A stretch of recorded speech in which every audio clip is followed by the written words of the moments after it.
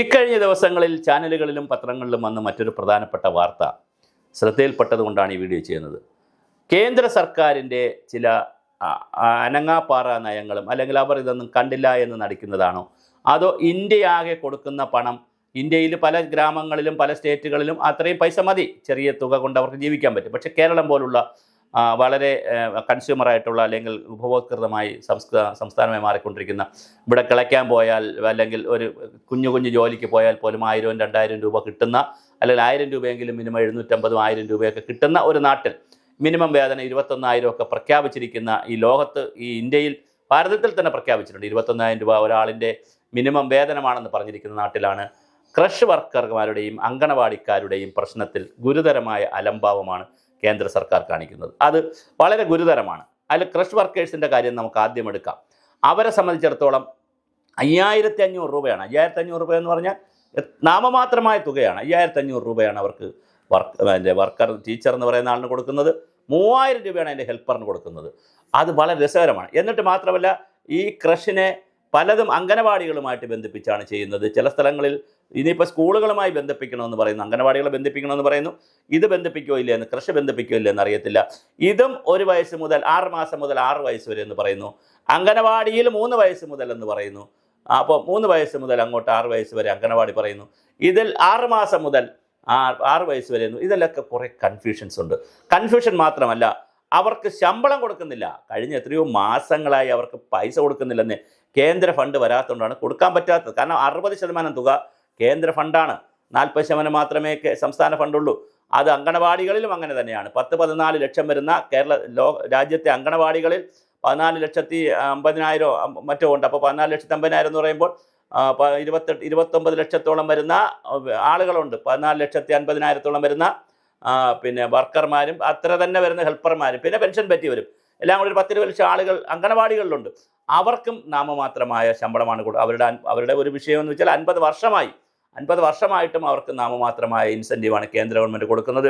ഇപ്പോൾ ആശാ വർക്കേഴ്സ് കുറേ സമരമെല്ലാം കേരളത്തിൽ ചെയ്തു. സുരേഷ് ഗോപിയും മറ്റുള്ളവരും എല്ലാവരും ഒക്കെ വന്നു. പിന്നെ പല ഘടകങ്ങളുണ്ടായി ആ സമരത്തിൽ.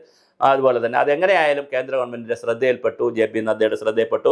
ഇവിടുന്ന് ആരോഗ്യമന്ത്രി 2 പ്രാവശ്യം പോയി. ആദ്യം കാണാൻ പറ്റിയില്ല, പിന്നെ 2ാമത്തെ പ്രാവശ്യം പോയി കാണാൻ പറ്റി, നിവേദനം കൊടുത്തു. അങ്ങനെ സർക്കാരിൻ്റെയും BJPയുടെ പലരുടെയും ഇടപെടൽ അതിനകത്തുണ്ട്. ഒരുപാട് പല ഇടപെടലുകളുണ്ട്. എന്തായാലും പിന്നെ അത്തരത്തിലുള്ള ഇടപെടലുകൾ ആരുടെയൊക്കെ, പിന്നെ പാർലമെൻറ്റിൽ NK പ്രേമചന്ദ്രനെ പോലുള്ള ആളുകൾ, കേരളത്തിലെ MPമാർ, CPMൻ്റെ MPമാർ, രാധാകൃഷ്ണൻ MP, ജലക്കര MP, അങ്ങനെ ഒരുപാട് പേർ സംസാരിക്കുകയും പിന്നെ രാജ്യസഭയിൽ ഇത് സംസാരം വന്നു. അങ്ങനെ ഒരുപാട് സ്ഥലത്തൊക്കെ സംസാരവും സംഭാഷണമൊക്കെ ആയതിൻ്റെ ഭാഗമായി കേന്ദ്ര ഗവൺമെൻറ്റിൽ നിന്ന് ഇൻസെൻറ്റീവ് ആശാ വർക്കേഴ്സിന് 1,500 രൂപ കൂട്ടിയിട്ടുണ്ട്. പക്ഷേ അപ്പോഴും അംഗനവാടിക്കാരുടെ കാര്യത്തിൽ ഇങ്ങനെ നിൽക്കുന്നു, ക്രഷ് വർക്കർക്കാരുടെ കാര്യത്തിലും ഇങ്ങനെ തന്നെ നിൽക്കുന്നു. ക്രഷ് വർക്കേഴ്സിൻ്റെ കാര്യം കുറച്ചുകൂടി പരിതാപകരമാണ്. അപ്പോൾ അതിൻ്റെ ഒരു പ്രധാന പ്രശ്നം, ഈ രണ്ടും 60-40 കണ്ടീഷൻ. അംഗനവാടിക്കാർക്ക് 3 പ്രാവശ്യമായിട്ട് ശമ്പളം കിട്ടുന്നു. അതിനകത്തുള്ള പ്രശ്നങ്ങളുണ്ട്. മാസത്തിൽ 3 തവണയാണ് കിട്ടുന്നത്. ഇത് കിട്ടുന്നതിന് 1 തവണയായി കൊടുക്കുന്നില്ല. ക്രഷ് വർക്കേഴ്സിനെ സംബന്ധിച്ചിടത്തോളം 5,500 രൂപ എന്ന് പറഞ്ഞാൽ വളരെ നാമം. ഇപ്പോൾ വീട്ടു ജോലിക്ക് പോയി നിന്നാൽ പോലും അതിനേക്കാൾ പണം കിട്ടും. എങ്കിൽ പിന്നെ അത് പൊക്കൂടെ എന്ന് ചോദിക്കും. പക്ഷെ അങ്ങനെ പറ്റില്ലല്ലോ. എല്ലാവർക്കും വീട്ടു ജോലിക്ക് പോയി നിന്നല്ലല്ലോ ജീവിക്കുന്നത്. അപ്പോൾ സർക്കാരിൻ്റെ ഒരു സ്കീം എന്നുള്ള നിലയിൽ, കുട്ടികളെ പരിപാലിക്കുന്ന ഒരു നല്ല പവിത്രമായ പ്രവർത്തനങ്ങൾ എന്നുള്ള നിലയിൽ തൊട്ടടുത്തുള്ള കൃഷിയിലേക്ക് പോകും. അതിന് അടിസ്ഥാന സൗകര്യങ്ങളില്ല. അപ്പോൾ ഇതിനെയൊക്കെ സംബന്ധിച്ച് വളരെ കൃത്യമായ ഒരു കമ്മീഷൻ വെച്ചുകൊണ്ട്, അല്ലെങ്കിൽ ഒരു പഠന സമിതി വെച്ചുകൊണ്ട്, സംസ്ഥാന സർക്കാർ ഒരു പഠന സമിതി വെച്ചിട്ടുണ്ടെങ്കിൽ റിപ്പോർട്ട് വരും. അപ്പോൾ കുറേ പ്രതീക്ഷയ്ക്ക് വകയുണ്ടായിരിക്കും. തീർച്ചയായിട്ടും അതിൻ്റെ 2 മാസമായിരുന്നു 3 മാസം പറഞ്ഞിരുന്നു. അവർക്ക് വീണ്ടും ഒരു പഠന സമിതി ആകുമ്പോൾ കുറച്ച് സമയം കൂടെ വേണമെന്ന് പറഞ്ഞു. പക്ഷേ എന്തായാലും അത് ഇലക്ഷന് മുമ്പ് അതിൻ്റെ റിപ്പോർട്ടൊക്കെ വരുമായിരിക്കും. അപ്പോൾ അതിൽ ശുപാർശകൾ കാണും. പക്ഷേ അപ്പോഴും കേന്ദ്ര സർക്കാർ വളരെ കൃത്യമായ ഒരു അനങ്ങാപ്പാറ നയമാണ് ഇതിനകത്ത് സൃഷ്ടിക്കുന്നത്. ഈ 10-14 ലക്ഷം വരുന്ന ആളുകളെ ഇപ്പോൾ ലക്ഷദ്വീപിൽ 21 പേരെയാണ്, 21 അംഗനവാടികളാണ് നിർത്തലാക്കിയത്. അത് കുറേ ന്യായങ്ങൾ പറഞ്ഞ് നിർത്തലാക്കിയിട്ട് 10-21 വരെ പിരിച്ചുവിട്ടു, 10-40 വരെ പിരിച്ചുവിട്ടു ലക്ഷദ്വീപിൽ. അപ്പോൾ അത് 40 വയസ്സൊക്കെ ആയവരെയാണ് പിരിച്ചുവിട്ടു. 40. അതിനകത്ത് അവിടുത്തെ അഡ്മിനിസ്ട്രേറ്റർ പറയുന്ന ന്യായം, കുട്ടികളില്ല, മെർജ് ചെയ്തു, അങ്ങനെ. പക്ഷേ അങ്ങനെയൊക്കെ ചെയ്യുമ്പോൾ ഈ സർക്കാർ ഒരിക്കൽ ജോലി കൊടുത്ത ആളുകൾക്ക് അവരുടെ സ്ഥാപനം നിർത്തേണ്ടി വന്നാൽ മറ്റെന്തെങ്കിലും തരത്തിൽ അവരെ പ്രൊട്ടക്റ്റ് ചെയ്യണ്ടേ? കാരണം ഇതൊക്കെ പ്രതീക്ഷിച്ചുകൊണ്ടൊരു ജീവിതം കരുപിടിപ്പിക്കുന്നവരല്ലേ, പ്രത്യേകിച്ച് സ്ത്രീകളൊക്കെയാണ്. വളരെ നാമമാത്രമായ തുകയാണ് കൊടുക്കുന്നത്, ഒരു ഇൻസെൻറ്റീവ്. അതിനകത്ത് തന്നെ ഒരു നയവും മയവും ഇല്ല. ഗുജറാത്തിലാണെങ്കിൽ ഇപ്പോൾ കോടതി വിധി ഇന്നൊക്കെ വന്നെന്ന് പറഞ്ഞ് 24,800 രൂപയും 21,000 കിട്ടുന്നു. മറ്റ് പല സ്റ്റേറ്റിലും പല രൂപത്തിലാണ് ഇത് കൊടുക്കുന്നത്. എന്തുകൊണ്ട് കേന്ദ്ര സർക്കാർ ഇതിനകത്തൊരു പാക്കേജ് ഉണ്ടാക്കുന്നില്ല? പ്രത്യേകിച്ച് അവർ വഴിയെ പോണ സകല പണി അവരെ ഏൽപ്പിക്കുകയും ചെയ്യും. പോഷൻ ട്രാക്കറിലേക്ക് ഇത് ചെയ്യണം. പഴയ ഫോണാണ് ഇവർക്ക് കൊടുത്തിരിക്കുന്നത്, അതൊന്ന് മാറ്റി കൊടുക്കുന്നില്ല. അതിൻ്റെ പ്രശ്നങ്ങൾ കുറേ കിടപ്പുണ്ട്. ഇതിനിടയിൽ ഇപ്പം തന്നെ പോഷൻ എന്ന് പറഞ്ഞ ഒരു മാസത്തെ പ്രവർത്തനങ്ങളാണ് ഇവരെ കൊണ്ട് ആചരിപ്പിച്ചത്. അതെല്ലാം നടക്കട്ടെ, നല്ല കാര്യങ്ങളാണ്. അപ്പം നല്ല നല്ല പ്രോജക്റ്റുകൾ, നല്ല നല്ല കാര്യങ്ങൾ ചെയ്യുമ്പോൾ അതിനനുസരിച്ചുള്ള പാക്കേജുകൾ കൂടി അതൊരു 10-50 വർഷത്തെ പ്രവർത്തനങ്ങൾ ചെയ്തിട്ടുള്ളവർ എന്ന്, അല്ലെങ്കിൽ ഇത് തുടർച്ചയായി പോകുന്നൊരു സംവിധാനം എന്നുള്ള നിലയിൽ ഈ രാജ്യത്ത് എങ്ങനെയാണ് ശിശു പരിപാലനം, വനിതാ ശിശു പരിപാലനത്തിൽ ക്രഷുകളുടെയും അങ്കണവാടികളുടെയും പ്രവർത്തനങ്ങളെ സർക്കാർ നോക്കിക്കാണുന്നു? പ്രത്യേകിച്ച് കേന്ദ്ര സർക്കാരിൻ്റെ സ്കീമായതിനാൽ അവർക്കിതിൽ വലിയ പങ്കുണ്ട്. അതുകൊണ്ട് അടിയന്തിരമായി അവർ ഒരു സമിതിയെ ചുമതലപ്പെടുത്തി ഇതൊക്കെ ഒന്ന് പഠിക്കുകയും, നമ്മുടെ കുട്ടികൾ ഏത് ഗ്രാമത്തിൽ ജനിച്ച കുട്ടികളായാലും അവർ ചെറിയ പ്രായത്തിൽ ഈ ക്രഷിലേക്ക് പോകുന്നതിനനുസരിച്ചുള്ള വലിയ സംവിധാനങ്ങൾ ഒരുക്കി. ഇനി വേറെ ഒരു പ്രശ്നമുണ്ട്. 6 മാസത്തിലേക്കുള്ള കുട്ടികൾ ക്രഷിൽ വന്നാൽ, കുറച്ച് കൂടുതൽ കുട്ടികൾ വന്നു പോയാലും പ്രശ്നമാണ്. കാരണം ഈ കുഞ്ഞുങ്ങൾ എന്ന് പറഞ്ഞാൽ 6 മാസമുള്ള കുട്ടികളെന്ന് പറഞ്ഞാൽ എണീറ്റ് പോലെ നടക്കുന്ന കുട്ടികളല്ല. അവർക്ക് ഒരുപാട് കാര്യങ്ങളുണ്ട്.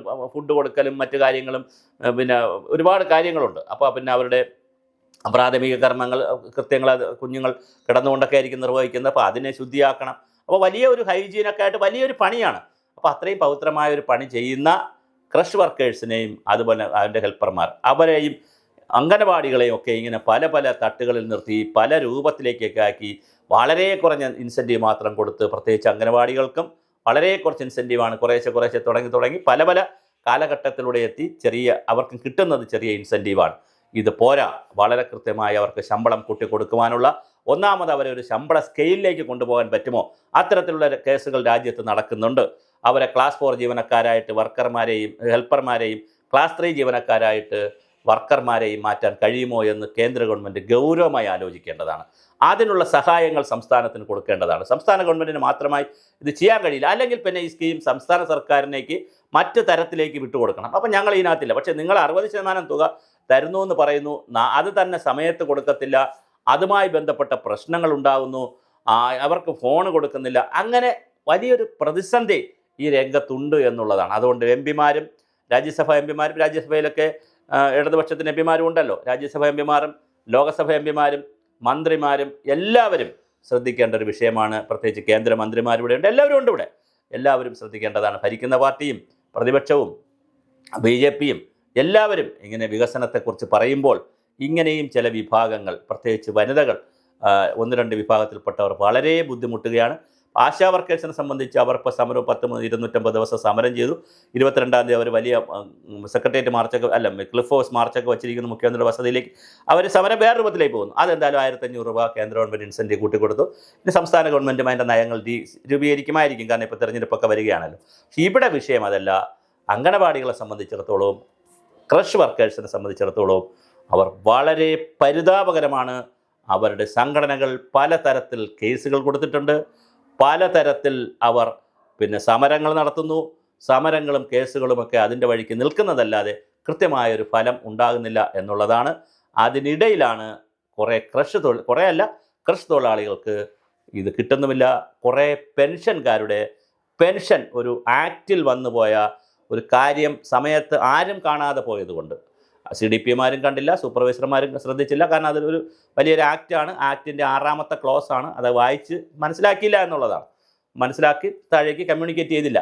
ഇവരും മനസ്സിലാക്കിയില്ല, വർക്കേഴ്സ് മനസ്സിലാക്കിയില്ല, ഹെൽപ്പേഴ്സ് അങ്ങനെ കുറച്ച് പേരുടെ പെൻഷനും കട്ടായിട്ടുണ്ട്. പക്ഷേ അതിൻ്റെ മറ്റ് നടപടിക്രമങ്ങളൊക്കെ സർക്കാർ തലത്തിൽ അത് വലിയ സീരിയസ് ആയിട്ട് അവർക്ക് കൂടി പെൻഷൻ കൊടുക്കുന്നതിനുള്ള ചർച്ചകൾ നടക്കുന്നതായിട്ടാണ് അറിയുന്നത്.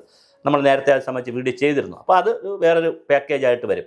അപ്പോൾ ഇതെല്ലാം കൂടി വന്നുകൊണ്ട് കുറച്ചുകൂടി ഞാനിത് ഈ വീഡിയോ ചെയ്യുന്നത് തന്നെ കുറച്ച് ആളുകൾക്ക് ശമ്പളം വാങ്ങിച്ച് കൊടുക്കാനോ അവരെ പ്രകോപിപ്പിക്കാനോ അതിനൊന്നുമല്ല. നമ്മുടെ നാട്ടിൽ കുഞ്ഞുങ്ങളുടെ പരിപാലനത്തിൽ, ശിശു വികസനത്തിൽ, വനിതകളുടെ ഗർഭിണികളുടെയൊക്കെ ക്ഷേമ പ്രവർത്തനങ്ങളിൽ വലിയ പങ്ക് വഹിക്കേണ്ടി വരുന്ന 2 സംവിധാനങ്ങളെ മെച്ചപ്പെടുത്തണം എന്നുള്ളിടത്താണ്. അതിൽ ശമ്പളം കൊടുക്കേണ്ടവർ ശമ്പളം കൊടുക്കണം കൃത്യസമയത്ത്, അതുപോലെ തന്നെ ശമ്പളം കൂട്ടിക്കൊടുക്കണം, ആവശ്യമായ സ്റ്റാഫിനെ കൊടുക്കണം, മറ്റ് സൗകര്യങ്ങൾ കൊടുക്കണം. കാരണം അവർ ചെയ്യുന്ന സേവനം വലിയ രാജ്യത്തിന് വേണ്ടി പുതിയ പൗരന്മാരെ വാർത്തെടുക്കുന്ന, അല്ലെങ്കിൽ പുതിയ കുഞ്ഞുങ്ങളെ വാർത്തെടുക്കുന്ന രൂപകൽപ്പന ചെയ്തെടുക്കുന്ന വലിയൊരു മഹത്തായ കർമ്മമാണ് പവിത്രമായ. അതുകൊണ്ട് തന്നെ കേന്ദ്ര സർക്കാർ അടിയന്തിരമായി ഈ വിഷയത്തിൽ ഇടപെട്ട് സംസ്ഥാന സർക്കാരുകളെ നന്നായി സഹായിക്കണം. എങ്കിൽ മാത്രമേ അവർക്ക് വേണ്ടത്ര ഇവരെ കൂടുതൽ സഹായിക്കാൻ കഴിയുകയുള്ളൂ എന്നുള്ള ഒരു യാഥാർത്ഥ്യം നമുക്ക് കാണാതെ പോകാനാകില്ല.